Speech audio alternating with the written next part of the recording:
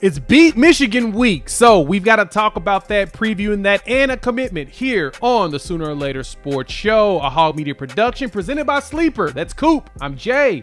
Thanks for pulling up here on the YouTube channel and listening wherever podcasts are downloaded and listened to while you're here. Please wipe your feet, like, subscribe, rate, review, give us 5 stars. I don't think we deserve it.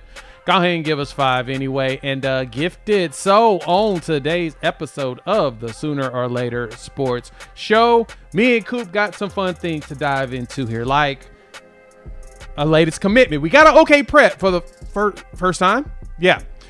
We've got Michigan coming up. Brent Venables talked about that and gave us an idea who's playing. And we're going to guess some depth chart stuff because, yeah, this game's going to be very intriguing. So keep your eyes open on a lot of that. Coop, happy Wednesday, my man. How's it going? Feeling good, feeling good. This is it's a good Wednesday. You know, I think the Labor Day weekend. You know, I feel like we're almost to game day already, and it's one that's going to be exciting. I know that we're both going to be there, so.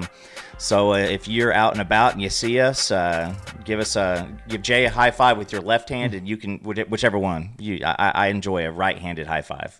What? Why would you think that I would want a left-handed one? Just to mix it up, you know. Oh, okay. I guess, yeah, because of where we're located. I guess that would. Yeah, that left-handed one would be. I don't know. I think that if you're walking like this and they're coming past you, that's going to be a little left-handed, right? Yeah, it could. And then right, yep. Yeah, I see what you. Hopefully, well, if you're walking on the right side and cross, that's a very good point. Well, why wouldn't yours be left? Do you walk on the left side? Are you from the UK? I figure you'll probably be walking on my left, and I'll be on the right side. So like, that is a very fair point. I think you, similar to the way the broadcast is. So, but no, thank y'all for joining us. We're excited, man. I'm excited about Michigan week. College game day is going to be in town. Very much. This is what they came Tennessee last year.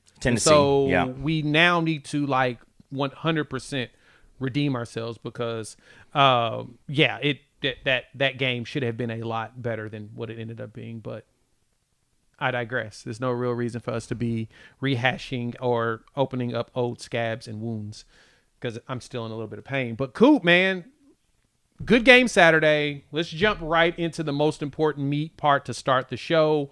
We got a commitment. We got a commitment from a OKPREP. Let me go pull up how to pronounce his name because I butchered it in my commitment video, but here you go. It is Xavier Okunfaleze. Okunfaleze. ZZ. Okunfaleze. I think we all get a bailout. Yeah, we all get a bailout. Wide receiver. When I saw that he got the offer from Oklahoma, I was like, oh, how long do I think that this is going to take before he goes ahead and commits to Oklahoma? I didn't think it'd take that long. And then right after we saw the commitment, I was like, all right, let's go. The offer, I was like, all right, he's going to probably commit soon. And so you got ZZ, he commits. He's from Rejoice Christian School up in Owasso area, which is 2A. Yeah. Finally confirmed that. But he's confirmed at least 6'4", 198, roughly 200 pounds, Coop. He's a pretty big kid. And when I watched the tape, I was like, oh, he's a lot more athletic than I expected. What did you think when you saw the tape on him, and what got your attention on him? I mean, obviously you're playing 2A. I mean, you're going to have the Elijah Thomas, at Shakota kind of vibes to where, the athletic differences, Danny Okoye a couple years ago with Noah, but the athletic differences just they stand out pretty well. And so when you've got those athletic differences, I mean, he looks like a dude that pulled up on 8 and under flag football team out there running around. But the things that I liked about his film are, number one, I like his change of direction. He's got some wiggle in him for a 6'4" dude. He's, he does, catch the ball with his hands. I saw him come up off the ground a couple times. He played defensive back. So, as far as that goes, I think what really stands out right there is the fact that he knows what a defensive mindset's going to be, and how people are going to be looking at him. So but this continues to follow the mold of the Jim Nagy bigger body receivers. You can't scheme up height. You can't scheme up speed. And so if you got height or speed, and in this case you got a little bit of both, you get a little bit more of the opportunity to back shoulder balls, jump balls. He can go get the ball, especially when you're playing against, a smaller corner. I mean, that's doesn't matter how good a corner is. If he's giving up 6 inches and the ball's high, right. That it's he's going to have to put some hands on you, and you could draw a flag there. So I think he's going to come in. You're going to refine his body. But he's been waiting for that OU offer for quite a long time. And he got it. And Parker pointed out, of course, Parker Thune over there at OU, inside a shot to him. He was pointing out that, he got the offer and immediately committed. Right when he got it. That was the prayer that he was having answered or whatnot, was getting that. And he's, like I said, he is legitimate in his hype. I think the crazy thing about him, too, was the last game – He was the first game of the season. He finished with 11 catches, 236 yards, and 3 touchdowns in the season opener. That'll do. I mean, I'm not going to complain. Right. If you're that talented and you're playing 2A ball, you probably should be able to put up numbers like that. Last year, which was his first year playing football, actually, he's been a basketball kid his whole life. 46 catches for 901 yards. And 9 touchdowns as a junior, and that was his first year playing high school ball. So now that tells you he's a freak athlete. The question is how fast he can refine his game to become one that could be a problem long term. And let's see what happens. Again, this is a kid that if you put him in the DFW, he's probably sitting at an extra star. You continue to get NFL traits on the team. That's the whole goal. And I think that with the new type of offense that you're going to see, probably Bo Bentley's probably going to be at the helm by the time he is getting playing time. You're going to have different targets all over the field. And I can promise you this.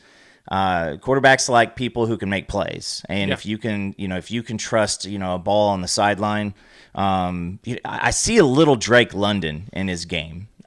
Drake is a guy who can do a little. Yeah, he's a big dude. He's a guy who can get a little bit more wiggle because you look back in guys like Quentin Chaney, a name from the past. Oh man, some of those times those guys are just Sometimes those guys are just big straight line guys, and the wiggle's not really there. I see a little bit of wiggle in ZZ. Yeah, and ZZ had 2 interceptions returned for touchdowns, too, as a DB, which I thought was quite interesting. You even saw one of them here. He got a pick, and he returned that bad boy for the tutty. So we'll see what he looks like playing on both sides of the ball. Hopefully, he'll play wide receiver because, of course, Emmett Jones recruited him. But I'm actually happy to see that we got an okay prep. And the good thing is we've got time. We don't have to have him play immediately. We're no rush. We got a lot of young receivers that we are excited about. Elijah Thomas, Ivan Carrion, Zion Kearney. So he'll get a couple of years behind them at least, and to be able to prepare himself. So let's jump and talk about BV's presser, Coop. But first, this video is powered by our partners over at Sleeper. Have you checked them out before? You've got to. They're a lot more than just season-long fantasy leagues. They have daily fantasy sports. And so this year, millions of users will enjoy the ability to play fantasy sports on Sleeper. And the app gives you even more than that. You can get live stats, so real-time updates for those players and visualizations of all the stats you're looking for. You also get a news feed that gets you all those updates of your favorite players and teams, of course, the ones that you're playing in the daily fantasy sports world. And real-time chats. You can engage with other users on individual plays, as well as performances throughout college football, NFL, as well as the NBA season. So download the #1 sports app today so you can experience this as well. Use our promo code UNFAIR and you will get up to $100 matched on your first deposit. Terms and conditions do apply. See Sleeper's terms of use for details. Thank y'all for pulling up. Hit that like button. If you're new to the channel, subscribe, rate, review. Give us 5 stars. Coop, BV had his press conference on Tuesday like he always does. And, of course, he talked through a lot of key things on there. But he gave us, for the second time in the last few days, something that we've all been waiting for. When the heck are we going to see Jaden Ott? And him and Arbuckle talked about it. BV says he's close to 100%, and you're going to see a lot of him. Should be in this game. Same thing with Arbuckle, that they're excited to unleash Jaden Ott out there on the field. Do you believe them when they say that, Coop? I do, and I'll caveat a couple things. Yes, please caveat. Last week, he's back there, for kickoff returns and, put him in late in the game. So if he was not fully able to go, you've got walk-ons that you could have thrown out there, in that type of situation where we're just running the clock at the end of the game. You could throw Javonte back out there. You could throw a lot of guys out there. So what I hear is there's just a little bit of unsureness from Jaden's perspective, and I think that he just needs to get hit once. He's coming off the shoulder injury. And sometimes, sometimes you get a little jumpy. You have some issues with, getting that first hit. But then as soon as that happens, it's all over. I think that the environment in the stadium on Saturday is going to be, just intoxicating for the Oklahoma Sooners. And if you're out there and you're seeing that type of a situation, I hope we get the defense, on the field first, just to kind of get the place kind of trembling a little bit. Jaden's going to be ready to go. I do believe that he's going to be a big piece. I think that with some of the flux for the offensive line, you can alleviate that with throwing out to the running backs out in the flats. And so I expect to see some good usage of Jaden Ott this week. Same. I see they're gonna use the heck out of him. They're gonna have to, if you really think about it, right? Like, we're gonna have to run the ball against Michigan. We're gonna have to get some sort of plays to where we take some of the pressure off of what John Mateer is gonna do. We know John Mateer is gonna work to the point of he's gonna probably try to do everything himself. That's kind of his game. He's built as a dude that likes to go out there and do just about any and everything possible. And when I watch, like, last week, man, like, it feels so good just to have a quarterback that's ready to chunk that thing, man. Like, very much. It's been a while since we've had the feeling of a guy that chunks the ball. But I think that Ott's gonna be. Ott should be effective. Let's put it that way.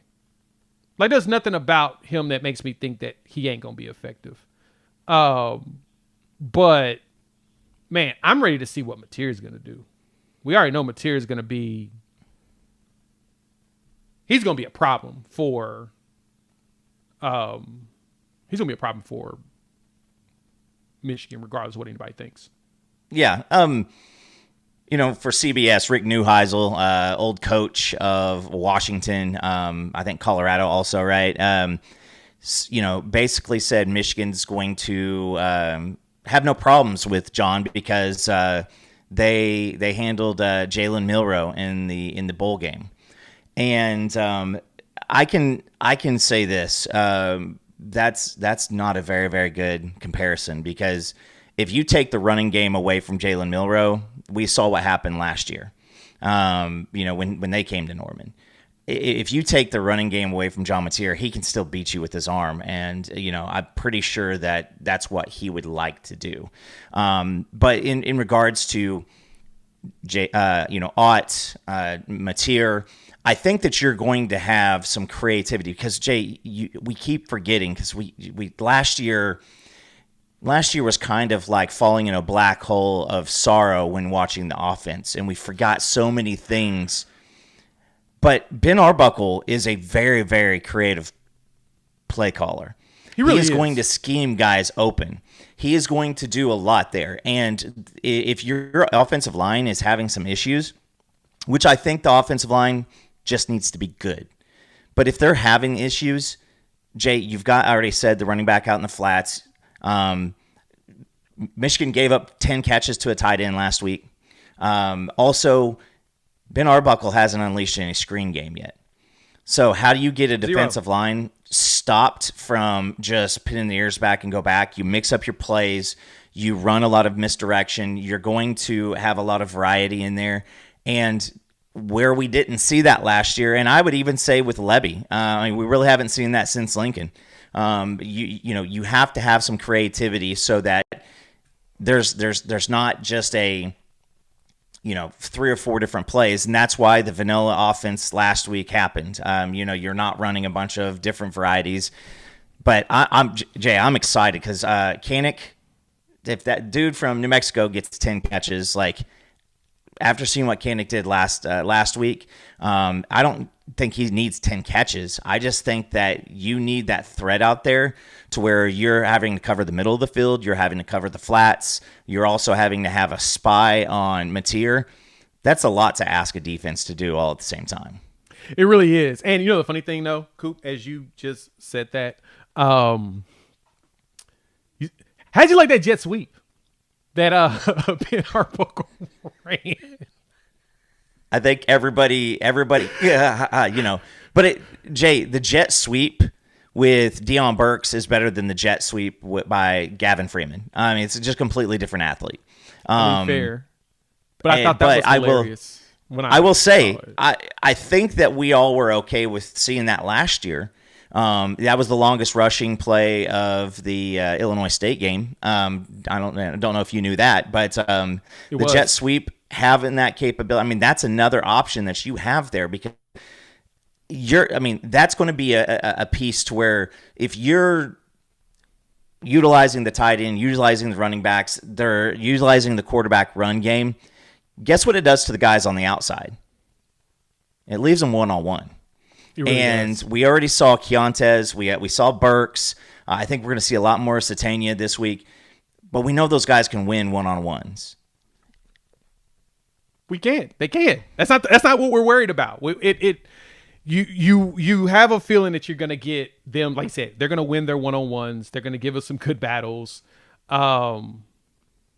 But anyway, BV talked on the top of that about some players on defense. We'll talk about them in the next segment. I want to talk about the defense like crazy. But he also, talked about Sharon Moore making his return to Oklahoma. Yeah. And, he was the defensive coordinator when Sharon Moore was here. So his consistency and all of that. And he called Michigan's defense the gold standard for the past several years. But I'll give it to him. He's kind of right there. They've got 7 defensive players that have started at least 10 career games. Mm-hmm. That's fascinating. Do you think Wink Martindale's defense is going to be that big of an issue for this Oklahoma offense? Potentially. Because that's basically what you were saying earlier is the expectation is that they're going to do Oklahoma like they did Jalen Milroe without realizing that John Mateer is a better quarterback than Jalen Milroe. Well, regarding like BV, he also compared Underwood to Trevor Lawrence. Like he did not give any bulletin board material, and BV said everything he said. The only shots he took were at a couple of the press, the reporters. Really but Martindale's defense, Michigan has been great, and it's been just it starts at the line of scrimmage. I think the call your shot. I think I don't usually respond to Gabe and Teddy, on the Twitters, but I was feeling a little antsy this morning, and I said it starts with the line of scrimmage. It's going to end with the line of scrimmage, and if OU lines up like OC's in the past and just tries to run straight at their defensive line, I don't think you're going to find success there. I think that you need to, you need to attack Martindale's defense at the edges. You have to put them in conflict. You have to always have them thinking, about different options. And so it's a good defense. And I don't expect their defense to be any worse than, maybe Ole Miss from last year, Tennessee from last year. But we saw that our defense will let us stick in the game, and our offense just has to take advantage of the opportunities. And so that's why I think that this one is going to be, that's where we're going to win. Is you're going to have to take advantage of the opportunities. If the line holds up, you got to catch the ball. If a hole opens, the running back has to find it, because they are a stout defense, and they've continued until they prove that they do not have a stout defense anymore. You have to give them that credit. No, you are 100% right. I do ask the question, though, when I'm thinking about how this game is going to be. I'm trying to figure out who on their defense, like, for real, who on their defense going to stop that dude? I love me some Keontez Lewis. You know that I love me some Keontez. You're not going to – I don't think that they're stopping. I think that it is – can the offensive line and the play calling give the opportunity to Mateer to let Keontez have opportunities? That's a lot of opportunities that I just said. But you really did. You really just threw out a whole bunch of opportunities. What are we doing here? I had to take the opportunity. You had to take the opportunity to give him an opportunity. But no, listen, he's going to get a lot of one-on-ones, and I think that we saw a lot of really, really creative ways to get him just involved. The route tree that we saw against Illinois State just, again, made me super happy. You're going to have the back shoulder game. He showed that. We haven't seen a back shoulder throw at OU in I don't know how long. It's been a while. You saw, us take shots down the sideline. Mateer's going to do that. They're going to be without their starting safety for the first half of the game. So you got to take advantage of those options too. Oh yeah, and that kid's good. Always Barham. That kid, yeah, Barham. He's good. He's one that likes to just run through somebody's face. Jay Sean Barham. He likes to just run through people's face, and that's what it feels like with our defense too. We're going to talk about that in a second. You know what? Let's go ahead and jump right into that. Let's talk about defense, and we want to look at the depth chart coming up. But before we do that, I want to make a couple picks with our folks at Sleeper.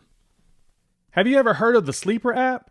You should, because everybody knows about them mainly for their, season-long fantasy. You've had fantasy teams on them, but you got to check out the new app and the way that they're doing things. They have got daily fantasy sports on that bad boy, so you can make your own picks. So of course, NFL weekend is coming up, as well as college football. We talk a lot of college ball here, so when you look at college football, there's some big games on the list. Like right now, you got Louisville versus JMU, you got Iowa versus Iowa State, and Michigan, Oklahoma. And so if there's a game that your boy is looking at, Michigan, Oklahoma. So what you do is you pick more or less on your stats. So I'm going to take John Mateer more than 1.5 passing yards.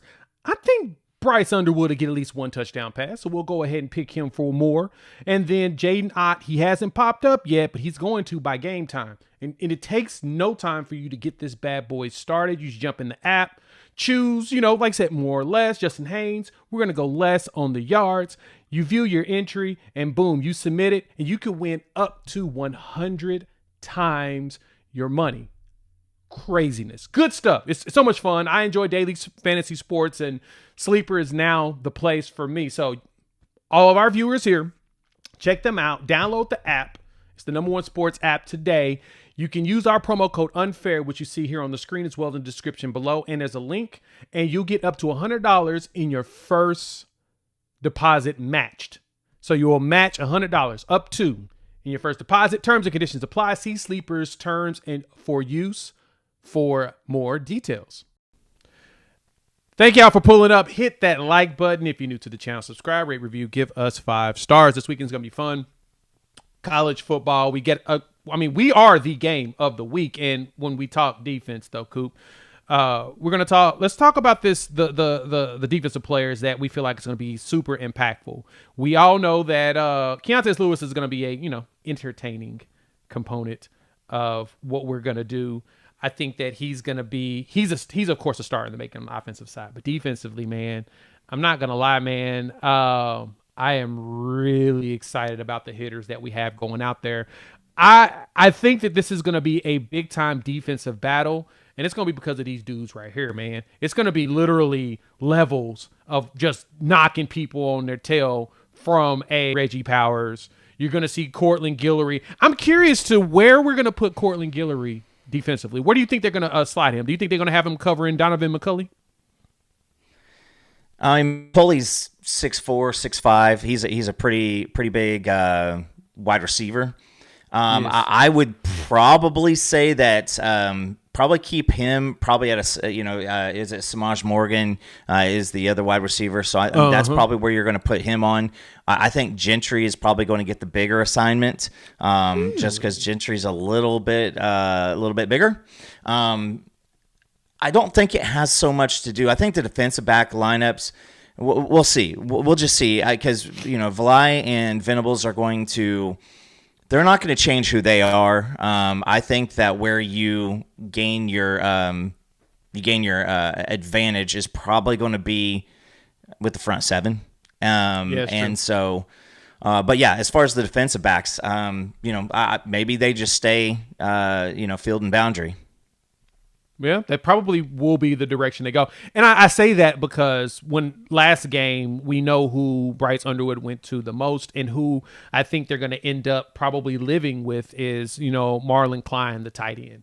So to me, that sounds like Kendall Daniels is going to have his work out for him. Him, Robert Spears-Jennings, Peyton Bowen, they're going to be watching probably. They're going to be Reggie Powers. Those four will probably be the four that will be heavily watching Klein to make sure that Underwood doesn't have him to dump to on a regular basis. Because I don't see them getting the time to go deep very often. Well, looking at just the stats from last week, and again, it's week one. You're probably playing pretty vanilla. There was 4 catches by McCulley, 4 catches by Samaj Morgan for 30 yards each. So they weren't throwing the deep ball. Shannon Goodwin had a 40-yarder, but Jay, I think that the goal is that you rally to the ball and you make them really, really think about the catches. Does Bryce Underwood have enough trust in the offense and I guess you'd say enough composure to throw the ball over the middle? We'll see, because seeing a lot of the tight end stuff, that might be him leaking out late and getting what they can get.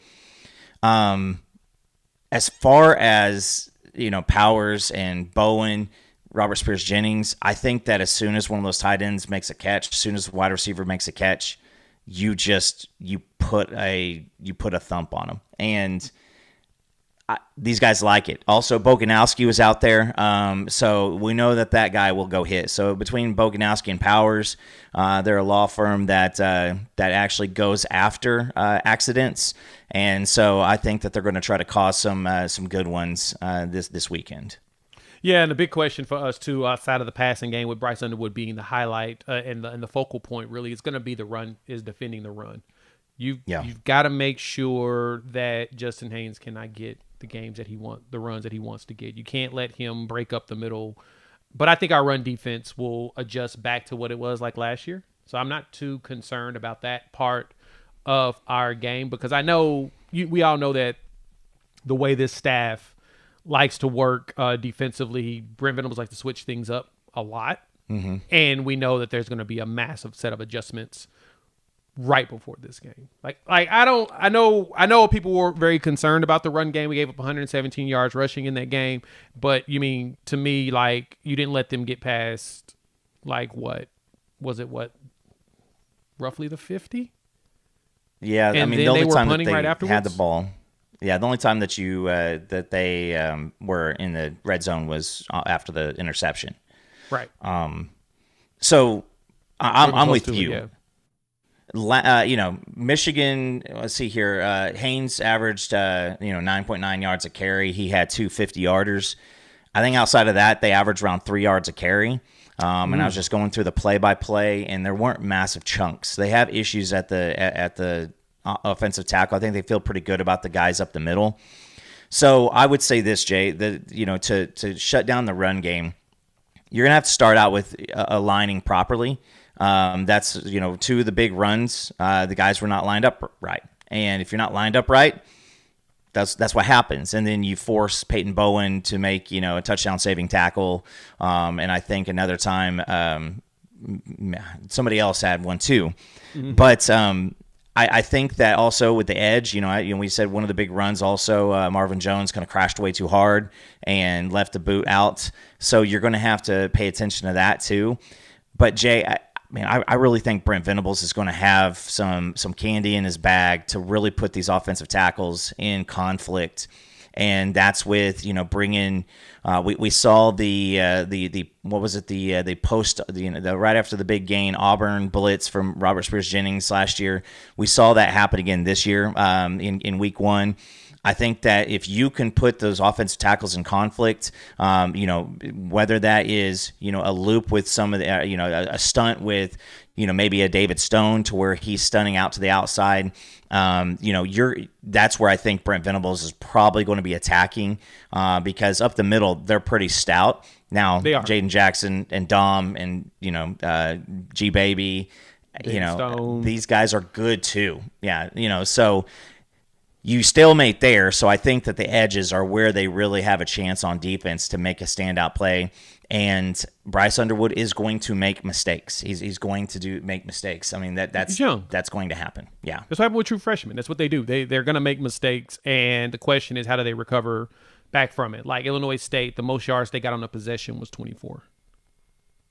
Yeah, I think that if we did that against Michigan, every single one of us would be happy. The fear to me is them going well over 400 yards of total offense. If we can keep them well under 3, I'm satisfied. Because I think that leads to a win. And that prevents them from scoring. Like I said, Illinois State got some solid big runs, but no more than 24 yards on a possession. Yeah. Like, first possession, 6 plays, 24 yards. That was they had a big run in that one, but that's it. Going through there, next possession, 19 yards, 21 yards punt. 17-yard punt, 24-yard punt, 2-yard punt, 3 yards in a punt, 0 yards in a punt, 20 yards in a punt. I mean, one of them was a field goal because, it was inside the red zone, 7 yards, and then they got the field goal. But my point is you force them to punt. Or if you don't, we got to minimize our mistakes. We gave up 2. Yeah. Our turnover ratio is pretty bad right now. And I think that's the reason also why the score 35-3 wasn't like 51-3 against Temple. We just didn't cause a whole bunch of turnovers. And Illinois State was very careful with the ball.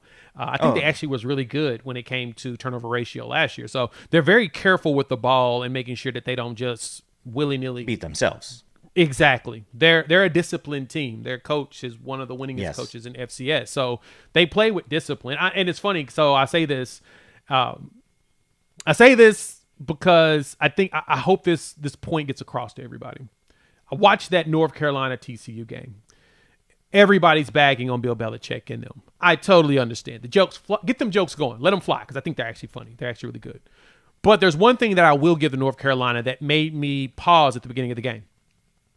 They look like they were actually organized. Their problem is they ain't no dudes. Like they don't have the guys. They don't have the dudes to win games, but they did look like they were well coached in their first set of drives. I was like, oh, okay. They may got something, but then guess what happened, Coop? They got talent always outbeats you, regardless of your coaching, especially the first game of the season. It's going to take a minute for them to be able to figure stuff out. But yeah, I don't. It's going to take some time with that. So, but I did feel like Illinois State was well coached. And I think Michigan's going to be well coached too. We'll see. They got all the distractions and stuff. I don't know when Sherron Moore's supposed to take his third game suspension. I don't think they picked that, have they? I know it was I think it's after I think it's next week.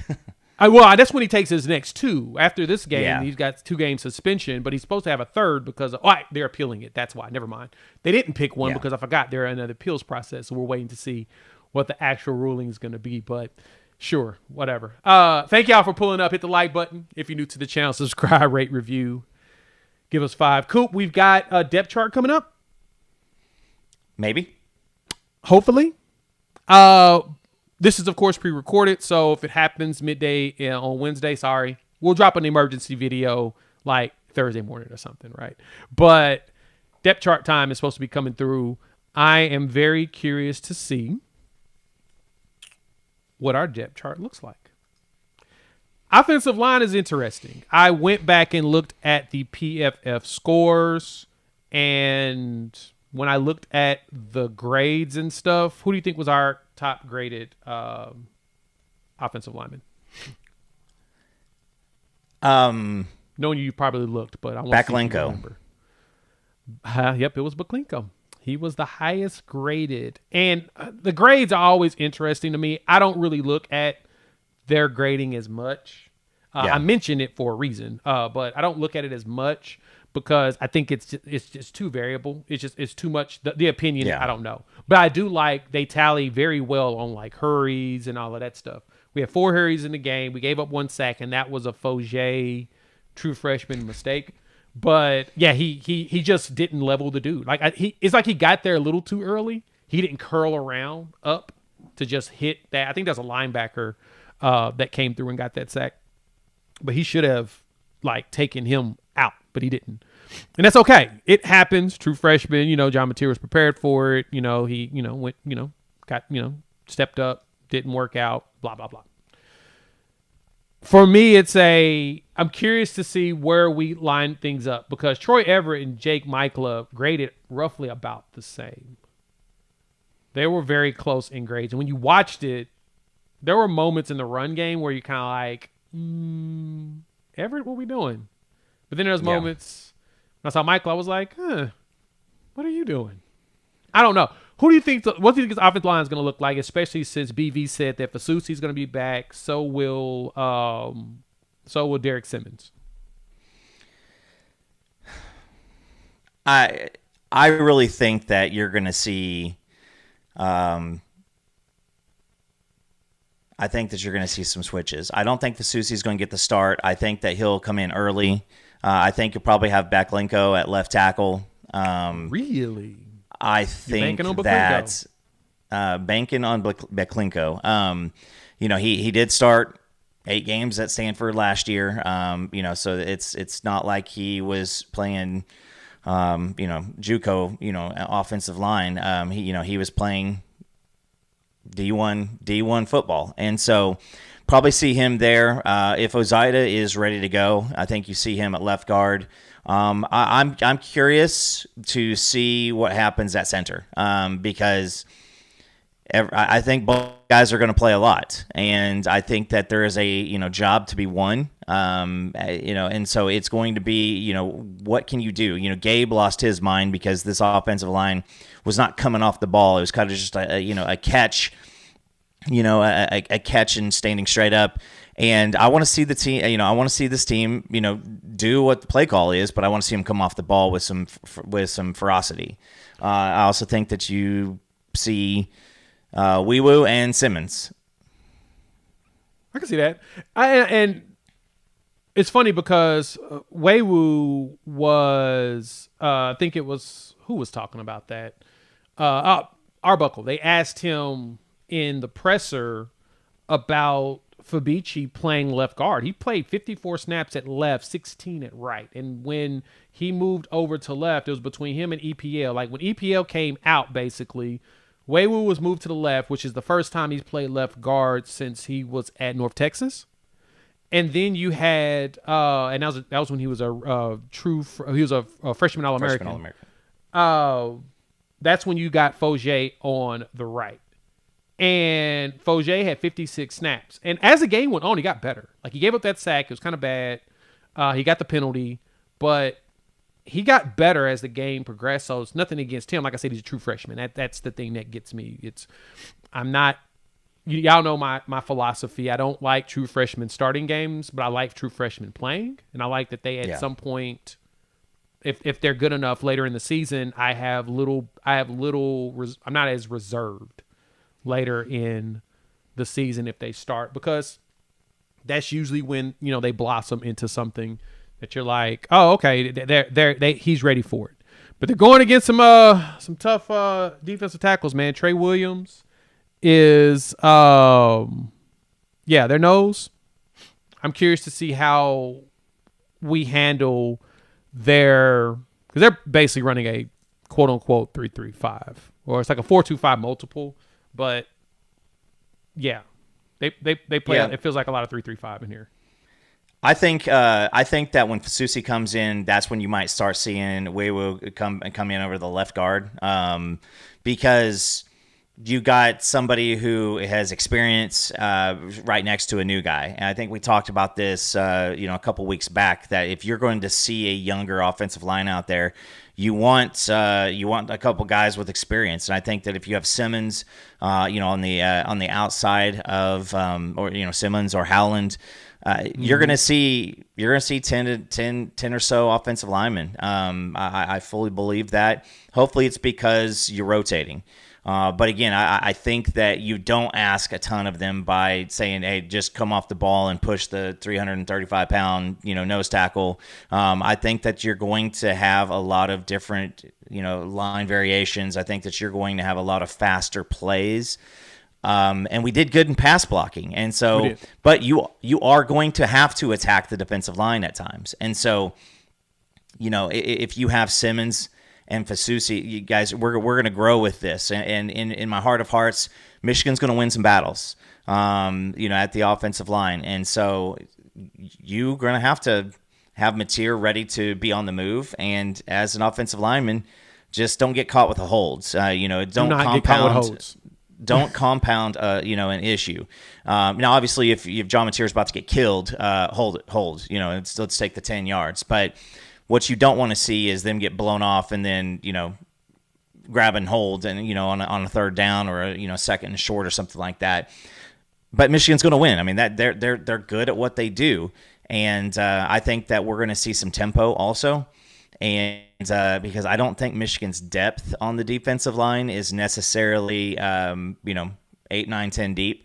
I think that if you can get some guys off the field, you take advantage of those moments. Yeah, I 100% agree. You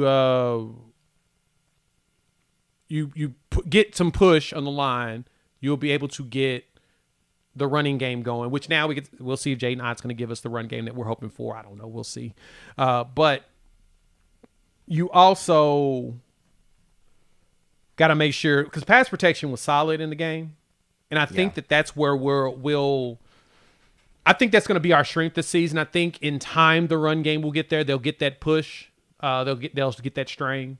But I do believe that our the pass protection will be fine. So, what's your prediction for the game?